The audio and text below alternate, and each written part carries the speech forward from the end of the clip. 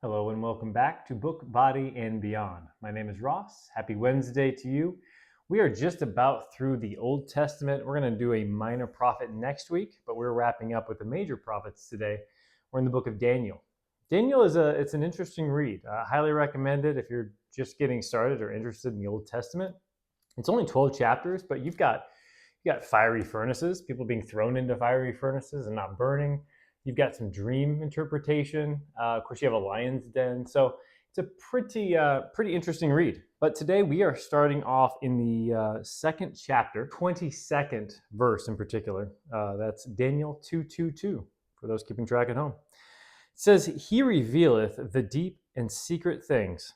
He knoweth what is in the darkness, and the light dwelleth with him." So this particular verse, and actually about half of Daniel, is actually written in Aramaic. The 39 books of the Old Testament are predominantly written in Hebrew. However, there is some Aramaic scattered throughout. And then you have the 27 books of the New Testament, which are predominantly written in Greek with some Aramaic scattered in. So for the most part, very similar from the Hebrew. We're talking about, again, light and darkness, dealing with meditation once again. It's through meditation that those deep and secret things can be brought to light. It's sitting in the darkness, it's sitting in the stillness, it's sitting in the silence for an extended period of time and waiting for that light, that inspiration, that divine truth to shine through you. This is actually very similar to going back to Isaiah.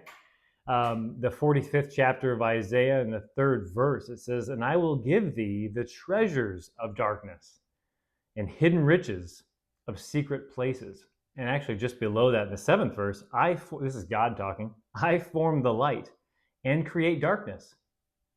I make peace and create evil. I, the Lord, do all these things." People tend to be afraid of the darkness, scared of the dark, if you will. But ultimately, that's where that divine spark, that divine light can shine through. And it's not until you strip back and strip down all the things that you think you are, that you're left with that one still small voice, which is God. So like I previously mentioned, we're wrapping up the Old Testament. We've got one more minor prophet, which will be Malachi, that we'll cover next week before delving into just the denseness of the New Testament.